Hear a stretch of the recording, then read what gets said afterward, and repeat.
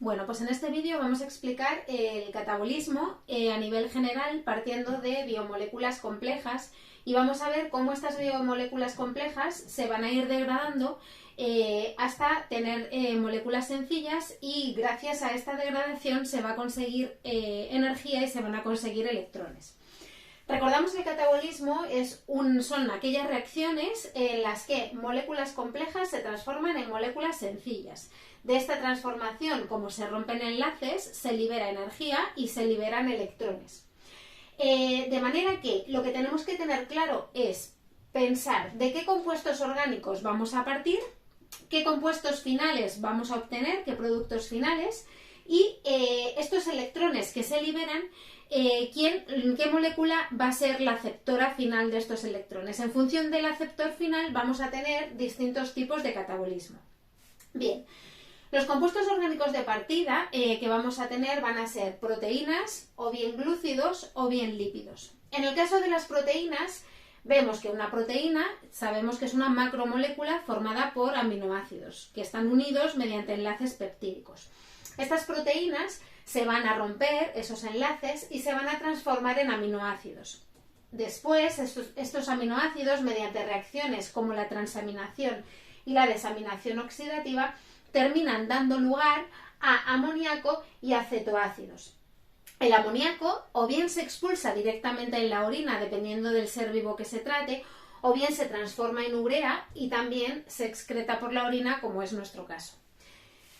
Los cetoácidos, como vemos en el esquema, entran a formar parte del ciclo de Krebs y se degradan completamente en CO2, que es un producto final que se expulsará y se eliminará del organismo. Y de esta manera vemos cómo las proteínas se degradan y terminan siendo transformadas en moléculas muy sencillas, partiendo de moléculas complejas. Por otro lado tenemos los glúcidos. Los glúcidos también son moléculas que pueden ser más sencillas o más complejas. Recordamos que tenemos los monosacáridos, los disacáridos, los polisacáridos. Bien, si partimos, por ejemplo, de la glucosa, que es como la base, ¿no?, del catabolismo de los glúcidos, primero hay una transformación de glucosa en piruvato. Esta transformación, que pasa por gliceraldehído 3-fosfato, se le llama la reacción de glucólisis. El piruvato se transforma en acetilcoenzima A gracias a la descarboxilación oxidativa y el acetilcoenzima A entra en el ciclo de Krebs y termina degradándose completamente, dejando como producto final CO2.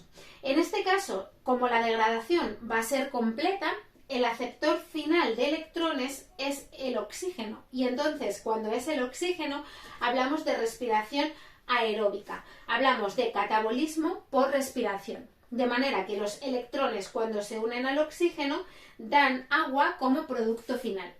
De manera que la glucosa termina siendo degradada y quedando reducida a CO2 y agua, que son moléculas sencillas muchísimo más simples que la molécula de glucosa, que, como recordaréis, está formada por una cadena de polihidroxialcoholes y un esqueleto hidrocarbonado. Por otro lado, tenemos los lípidos. Los lípidos, recordamos que están formados por la unión mediante enlaces éster de glicerina y ácidos grasos. Estas moléculas se van a separar y vemos que se van a degradar también. El glicerol se transformará en gliceraldehído y seguirá la ruta del piruvato, acetilcoenzima A y entrará al ciclo de Krebs. Y los ácidos grasos siguen la ruta de la beta-oxidación, dando lugar también a acetilcoenzima A, que entrará al ciclo de Krebs. De esta manera volvemos otra vez a tener moléculas complejas transformadas en moléculas sencillas. En todos estos casos, cuando el aceptor final de electrones es el oxígeno al coger estos electrones, que son esos hidrógenos, se transforma en agua, forma la molécula de agua. En el caso de que el aceptor final no fuera el oxígeno, sino que fuera anaerobio, entonces habría otros aceptores finales que cogerían estos hidrógenos y darían como productos resultantes otras sustancias, y esto pasa, por ejemplo, esto se llama catabolismo anaerobio y sucede en bacterias principalmente. En bacterias, por ejemplo, que degradan medios donde hay pues, compuestos con azufre, compuestos con nitrógeno, etcétera. Bien, y la otra opción es el catabolismo por fermentación. Cuando hablamos de catabolismo por fermentación, hablamos de un nivel inferior de liberación de energía, porque el aceptor final de electrones va a ser el piruvato. Y el piruvato, mediante este proceso, que sucede también sin oxígeno, va a coger estos electrones y va a formar como productos finales sustancias como el etanol o el lactato, que son fermentaciones alcohólica o la fermentación láctica. No se libera tanta energía porque, como veis, se queda en un estadio de más complejidad, no se termina degradando completamente, pero estos productos finales tienen mucho interés industrial.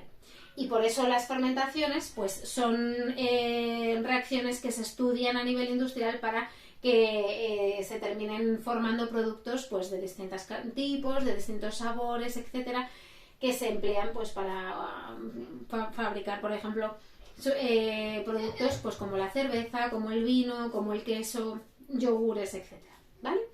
Bueno, pues con esto tenemos una visión general de lo que sería el catabolismo de distintos tipos de compuestos orgánicos. Y continuaremos en el siguiente vídeo con el catabolismo en concreto de los glúcidos y profundizaremos en este tipo de catabolismo y en cuánta energía se obtiene, cómo sucede y en qué compartimentos celulares se da cada una de las reacciones. Hasta ahora.